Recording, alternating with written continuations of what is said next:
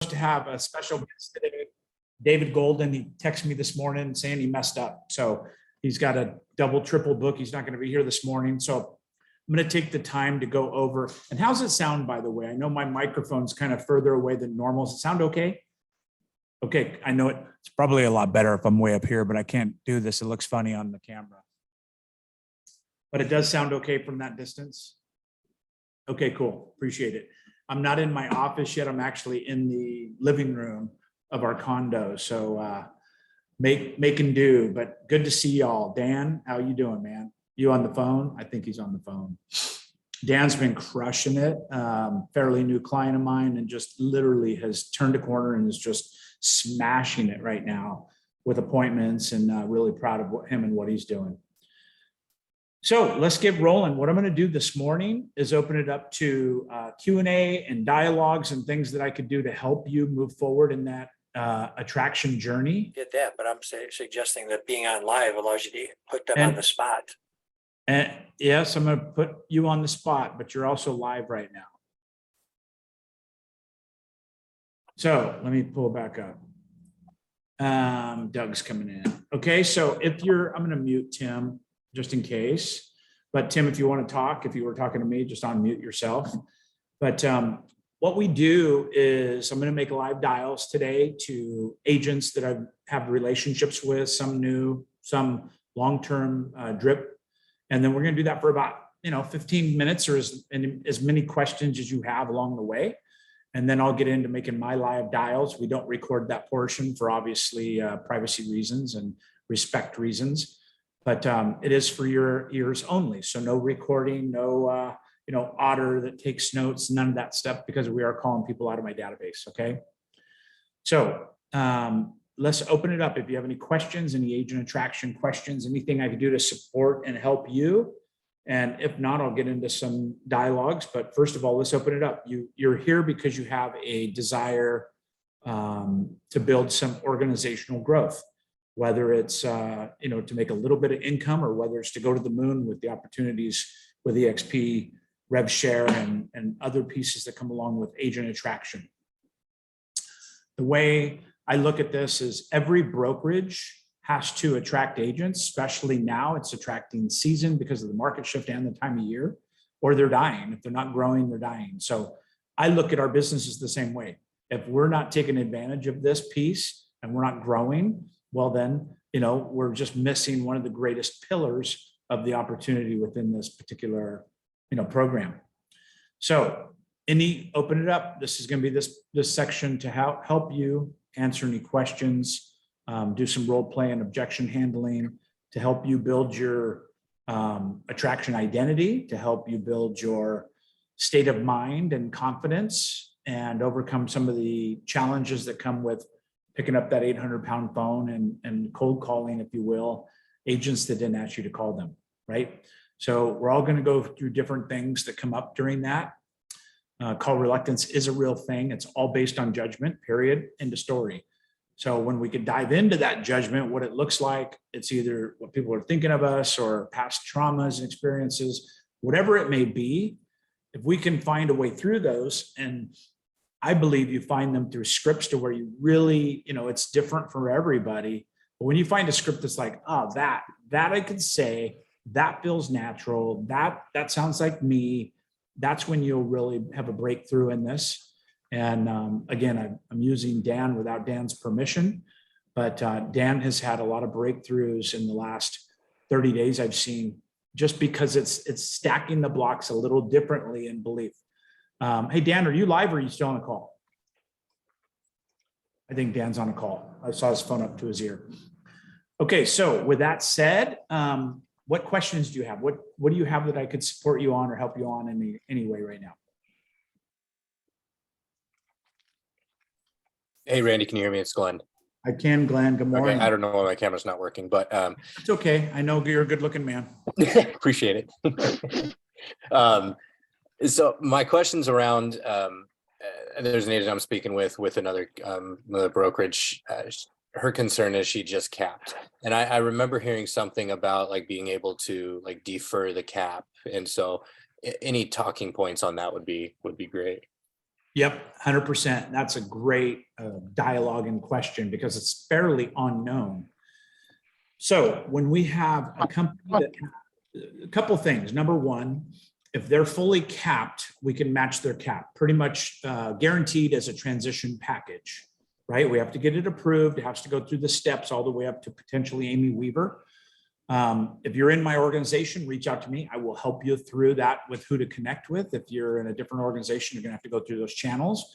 But to answer your question specifically, Glenn, yes, we'll match their cap. So even if they say they pay $8,000 a year total and they've capped already, we can offer them potentially up to 1 year of a free cap to offset that.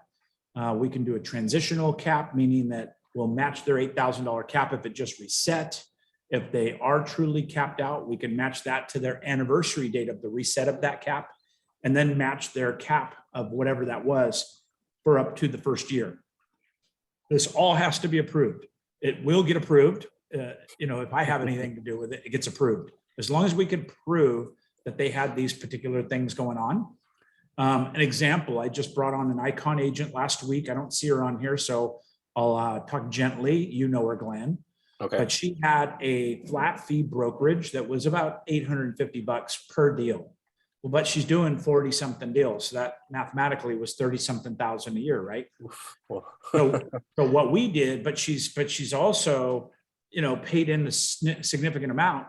And when she left, they penalized her saying, hey, all your transactions you have in the hopper and everything, we're double dipping you. And, even her listings, they were charging her a fee to take her listings with her. So that was a big deal for her. So we had EXP matched all that penalization to make sure she is not penalized. So she's going to move forward in her, exchange to EXP like she was at the old company for a period of time, and then it reverts back to a 80-20 split, $16,000 cap. Okay. So even though with her, she hasn't paid a cap per se, she had a per transaction fee that we wanted to mitigate to make sure it wasn't a penalty to come to EXP. They did that. And that's just one example. I've had Keller Williams people that come over that are on a $12,000 cap because the market center's been adjusting them downward very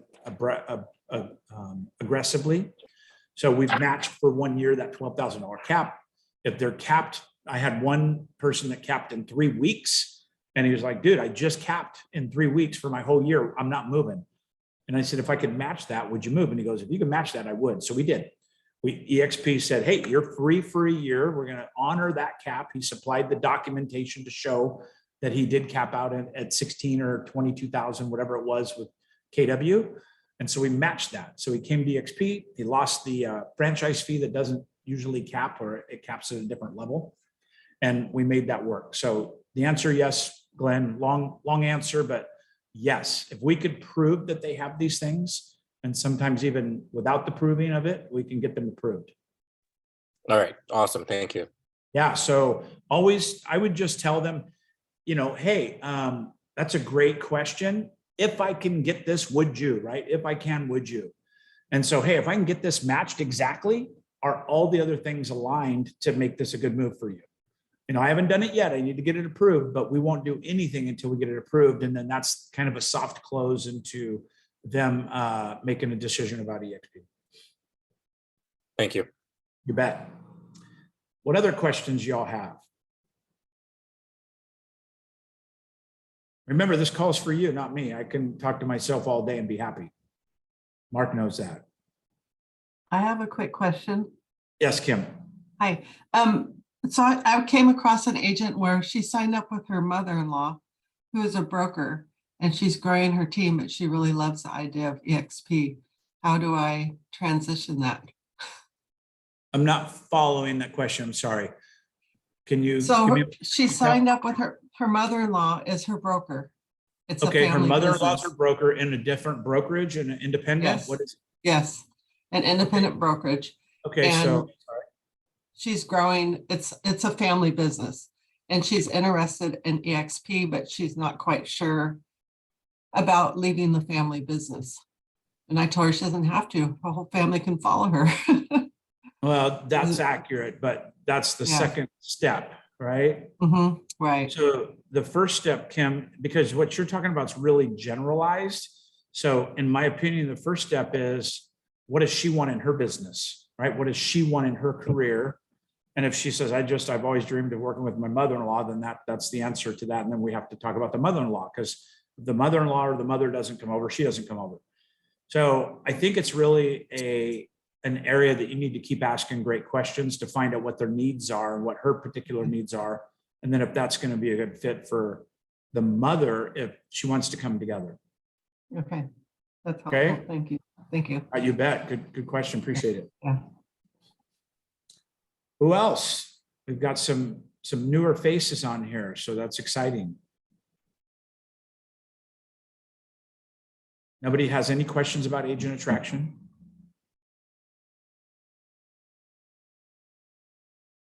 Right. I'm not going to pick on anybody. This is not the call for that. So I got a question. Yeah, Michael.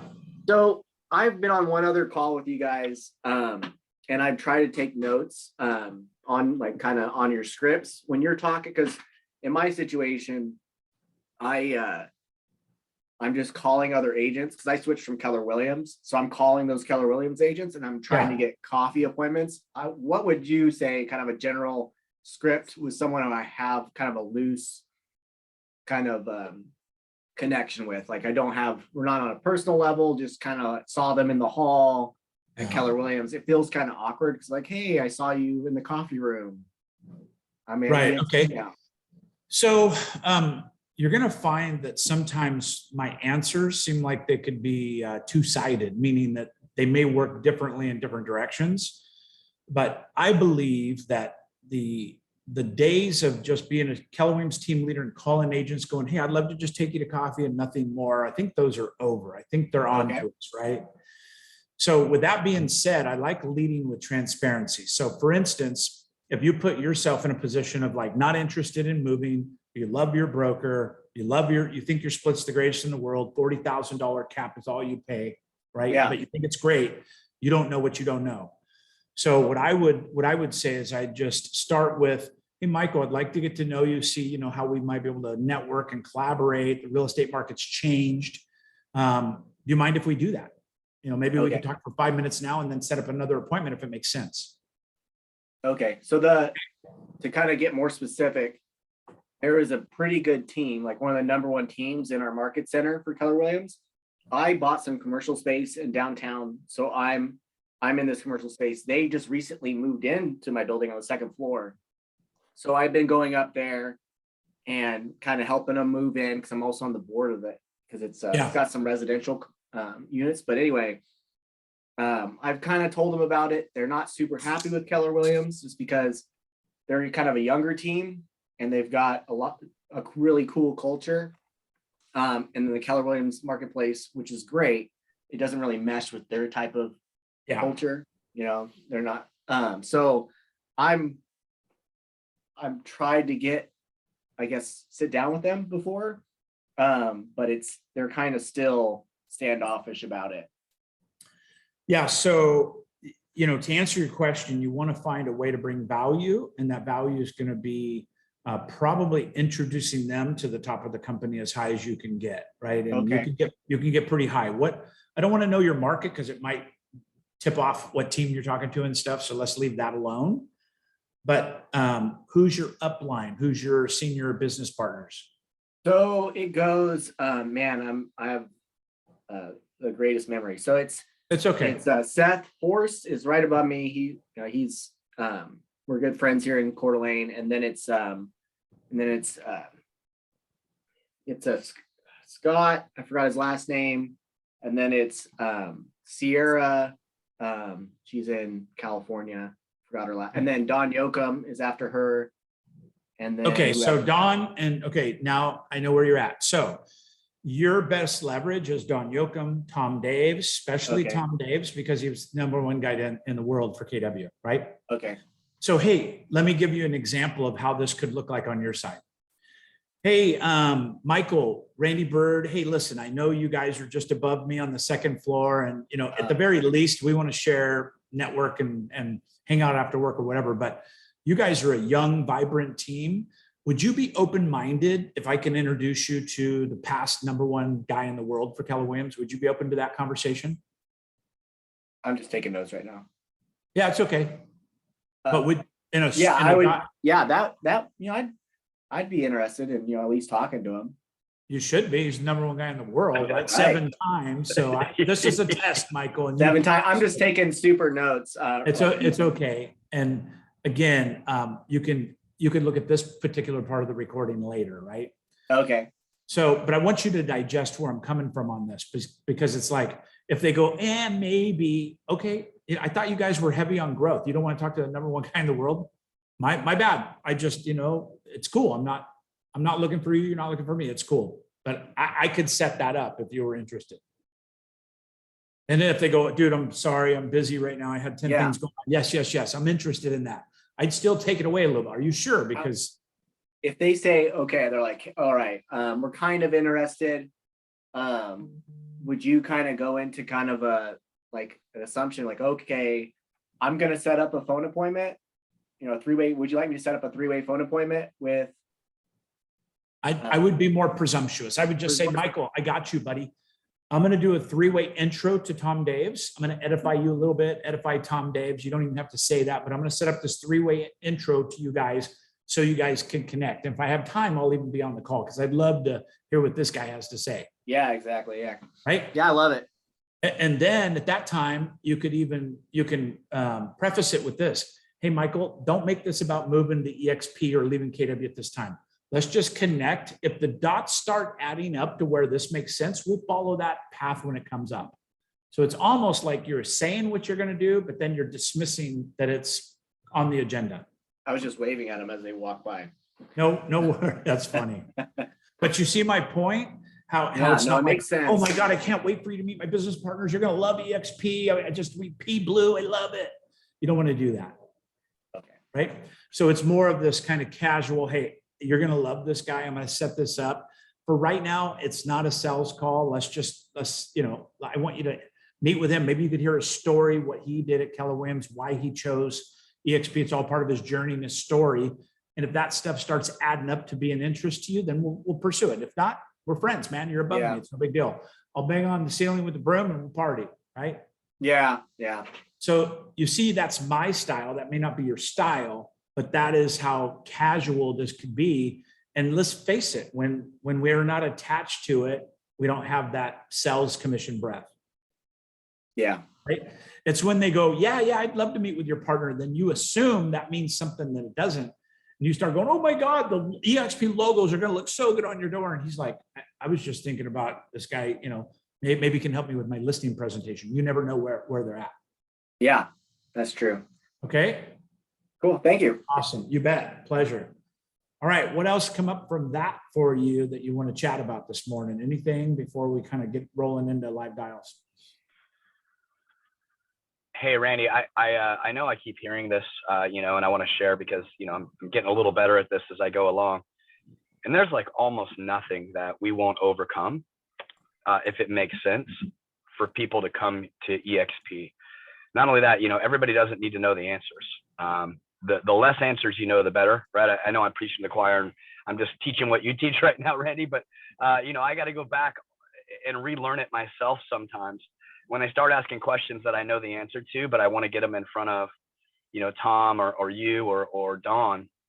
And the best thing, once you build a little rapport and you can feel that interest is piqued, there's almost nothing that EXP won't overcome. Like they're working with me right now on a brokerage of 12 people, and we're building a plan specific for those 12 people. So it makes sense for those 12 people to come to EXP, and it's completely out of the box.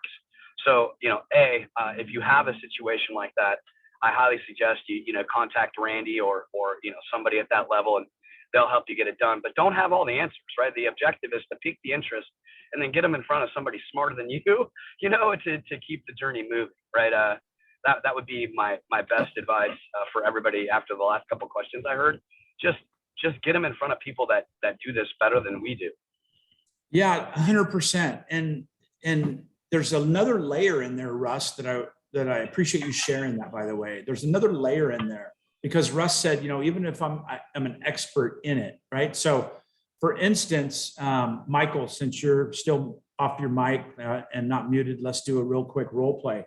So if you ask me a question, ask me any question from like, what does EXP stand for, to what's the color for, or anything, I'm going to show you 2 different ways to answer it to allow you to parlay it to a 3-way call. Okay. I guess I'm trying to think of the questions I had when I joined. Super simple. Like a dumb question how- that I obviously so- know the answer to. How does it work? Because I'm a little confused. If they don't have any offices, they're remote, or a cloud-based thing. How do Yeah. I do my transactions, or how do I? Because I'm a big team.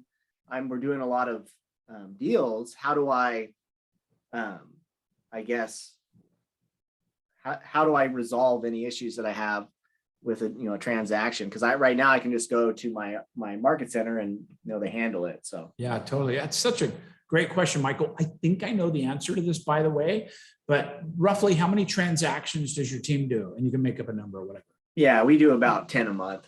10 a month, 120 a year. Good job. That's a heck of a team, man. So I know the guy that knows the answer. I know a guy that does about 120 transactions as well, but he does them a month. Does about 120 deals a month. I want to connect you. Not only is he going to know the answer to that question, and when he brought his team over, I'm sure he had some of the same dynamics. My team's not that big. I'm really not in production anymore, but this guy knows, Tom Daves.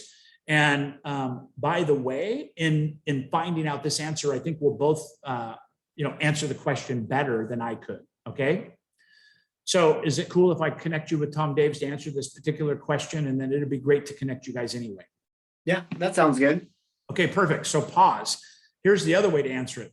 Oh, we're cloud-based. We have over 1,000 offices by Regis. We have spaces now. We have success spaces. I mean, you're not going to have an office space. By the way, I have a space. Don't worry about it. I got it handled, right? So I didn't allow myself to put it to somebody. And also, if they're technical questions like what's the stock derivative or what's going on with the stock market, things like that, if I answer all those questions, then they go, oh, I can't, I'm not Randy. I can't recruit because I don't know all those answers Randy knows. I have to wait to recruit till I know all those answers. To where if you even ask me what EXP stands for, even though I know, because Gene Frederick told me personally, I go, I'm not exactly sure, but I know the dude that absolutely knows. Gene Frederick was in the company when they came up with those initials, EXP. Have you ever heard of Gene Frederick? Edify Gene. He used to own the Keller Williams Hawaiian Northern California region. He's owned this. He's owned 12 market centers. I get the ability to, if the guy has value, not a brand new agent, I'm not going to send to a board of director, right? But if it's somebody who's like, we're doing 1,000 deals a year, and why should I don't know what EXP stands for. That's how I can parlay in these senior partners to help us, right? And then you get to edify Gene, you get to edify the candidate, and then Gene, being a polished professional, he's going to ask the candidate a lot of questions and get to dig in deep and get to know them. Okay. Make sense? So knowing your hierarchy of your senior partners is really valuable because everybody's a little different. Don, Tom, and myself, all different. If we get somebody in the team that's doing hundreds and hundreds of transactions, Tom's the first guy to talk to because he's done, 7,000 or 8,000. If they're in coaching or if they have some coaching element or something like that, or they ask coaching questions, then it goes to me. I'm a coach. If it's analytical or building an office or something, it might be Don Yoakum because of his structure in doing that with Keller Williams, built 30 offices, 10 from the ground up. You see the flow here? Yeah. Okay, cool. That's great dialogue. I guarantee this is helping everybody on the call. So that's the purpose of this. All right. And, at the end of the day, since we're recording, I'll just say this is not a secret call. This is not like a secret handshake of something we say to them to get them over the line. This is really about building the relationship, getting to understand their needs better than their broker understands their needs, maybe solving problems for them that the broker can't solve or is not solving. And you get that by having that deep relationship communication. I know, Dan, I think you just came off your call, so you're probably listening now. I was asking about you earlier, but you were busy. But Dan has really turned a corner, and it's because we've laid out some fundamental blocks that started adding up, and all of a sudden these things started building a belief and an understanding of a process, right? And Dan's crushing it now because of some of these things. And it's not secret scripts. It's not a secret handshake. It's literally, in my belief, it's establishing the flow of this. So if we met for the very first time to Michael, I have no agenda, truly no agenda. If I had an agenda, it'd come out, right? So my agenda is just to get to know you. So, hey, Michael, I have no agenda today. I just want to get to know you, see if we could collaborate, referral fees. Maybe we'll be partners. I don't know what it looks like, but love to get to know you a little bit. Is there a time that we can, set up a time to get to know each other for maybe 10 or 15 minutes? And then that call's all about them. And at the end of that call, if you do it correctly, they're going to go, so tell me about you. You know all about me and my kids and my schools. And you could either do it then as that second phase, or you could say, hey, you know what? I don't have much time right now. It's been great to get to know you, but could we set up a time where I'll tell you my story and I'll share a little bit about what I'm doing. And that's your opportunity to kind of talk about your EXP journey. And then at the end of that second segment of these conversations, that's when you say, hey, do you think this might be a fit for you? Is this something we should explore? And do you keep your business options open? And if they go, nope, love my broker, never want to talk to it about it again, I just mark them accordingly, right? I'm not trying to convince them. It's about sharing. And it's really difficult for high Ds like Mark, myself. There's some other on the calls that are really difficult to have that nurturing conversation. I see Mark smiling because I know it to be true. He's using a script that's much more direct and it works for him and it's okay. He's also got a lot of horsepower in his market, right? So it's okay to call in the very first time and go, hey, Michael, I'd like to get to know you for 1 or 2 minutes just so we know each other.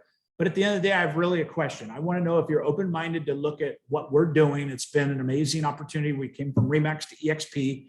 We're going to do 1,000 deals. We're going to do our 30-second story. I'm just curious. Are you open-minded that we can have a business conversation?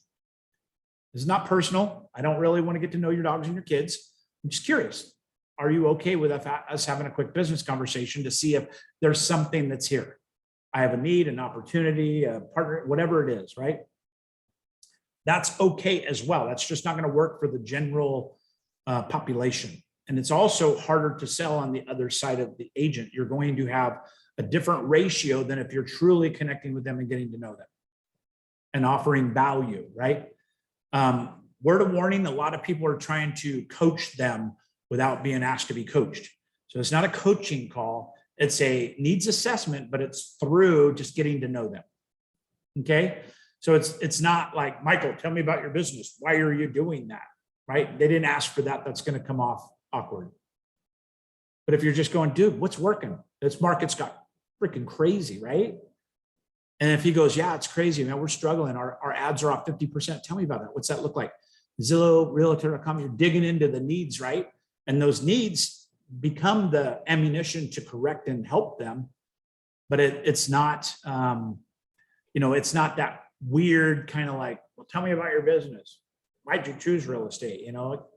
Even though that could be a good question, it's going to come up more in a place of you not being attached to the outcome of the answers in the call.